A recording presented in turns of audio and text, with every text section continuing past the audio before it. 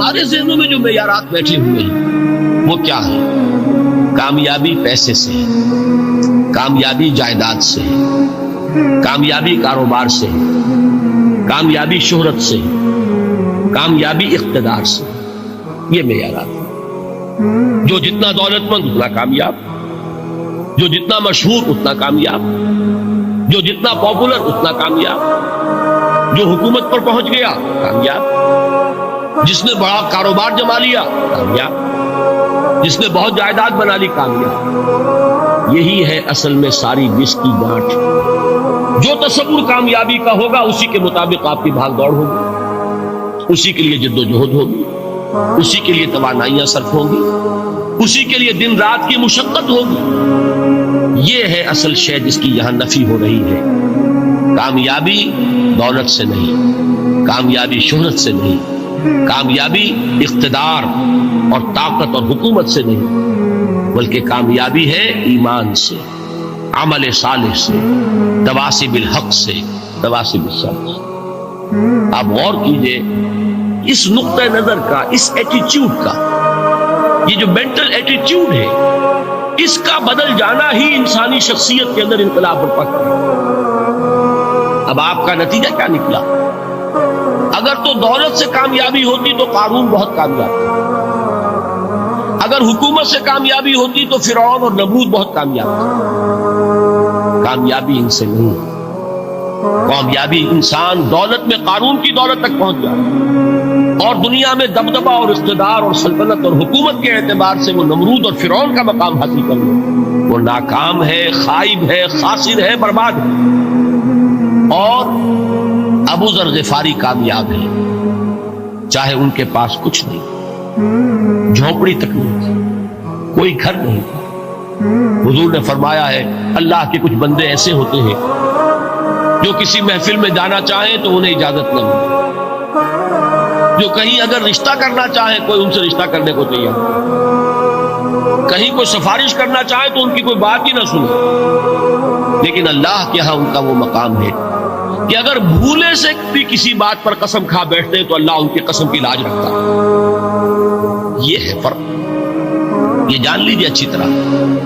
اس بات کا مان لینا آسان، اس پر سبحان اللہ کہنا آسان، لیکن اس کے مطابق آپ کے اپنے ذہن کا بدل جانا بہت مشکل، اس لیے کہ ہم متاثر ہوتے ہیں اپنے ماحول سے۔ وہ بڑا محل ہے، دیکھ کر ایک دفعہ جھجری آتی، وہ بڑی سی 20 فٹ لمبی کار سناٹے کے ساتھ آپ کے پاس سے گزر گئی۔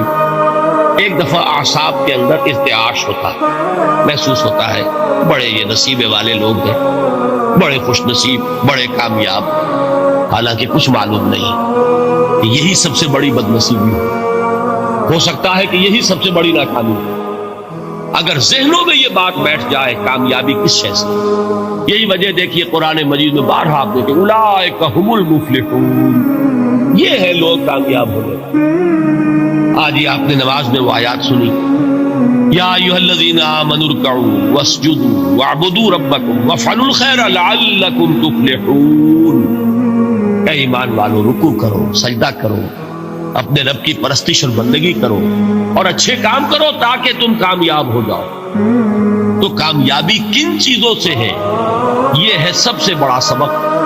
یہ ہمارے دل میں اگر بات بیٹھ جائے، ٹھک جائے، تو زندگی بدل جائے گی، صبح و شام بدل جائیں گے، نقشے بدل جائیں گے، بھاگ دوڑ کا رنگ بدل جائے گا، ویلیو سٹرکچر بدل جائے گا۔ آج وہ ایک چیز نہایت اہم نظر آ رہی ہے، کل نہایت غیر اہم نظر آئے گی۔ جیسے کہ حضور کی حدیث ہے مالی ولی دنیا، مجھے تمہاری اس دنیا سے کیا سروکار، انما مثلی کراکب استظل تحت شجرۃ ثم راح فترکها، میری مثال تو اس سوار کی سی ہے جو تھوڑی دیر کے لیے ایک درخت کے سائے میں ٹھہرتا ہے سستانے کے لیے، پھر وہ اپنا راستہ لیتا ہے، اسے اس درخت سے مستقل تعلق اس کا نہیں، وہ اس کا گھر نہیں، وہ اس کی منزل نہیں۔ اسی طرح یہ دنیا میرا گھر نہیں ہے۔ اب دیکھیے ہم کہتے ہیں انا للہ و انا الیہ راجعون، ہم تو مسافر ہیں، ہم اللہ کے پاس سے آئے، اللہ کی طرف ہمیں لوٹ جانا ہے۔ کن فی الدنیا کانک غریب و عابر سبیل، حضور فرماتے ہیں دنیا میں ایسے رہو جیسے کہ تم اجنبی ہو یا راہ چلتے مسافر۔ لیکن یہ طرز عمل کب ہوگا؟ جبکہ یہ آیت ہمارے ذہنوں کے اندر بیٹھ گئی ہو، والعصر ان الانسان لفی خسر الا الذین آمنوا وعملوا الصالحات وتواصوا بالحق وتواصوا بالصبر۔ یہ ہے اصل بات جو میں نے عرض کیا تھا کہ میں بتاؤں گا صحابہ کیوں ایک دوسرے کو یاد دلاتے۔ اس لیے کہ دیکھیے جیسے برف باری اگر ہو رہی ہو، آپ باہر نکلیں گے تو برف آپ کے کپڑوں پر جم جاتی ہے نا، تو آپ جھٹکتے ہیں کپڑوں کو تاکہ برف ہٹ جائے۔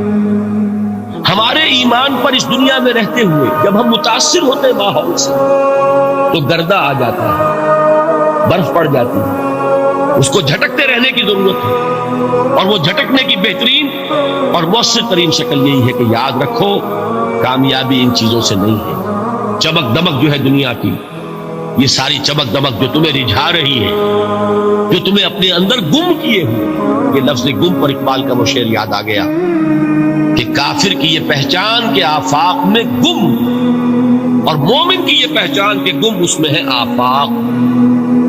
تم گم نہ ہو کر رہ جاؤ، اس میں مبہوت نہ ہو کر رہ جاؤ، مرعوب نہ ہو کر رہ جاؤ، دنیا ہی کی محبت تمہارے اوپر ڈیرے نہ ڈالے، تمہارے دلوں کے اوپر مسلط نہ ہو جائے۔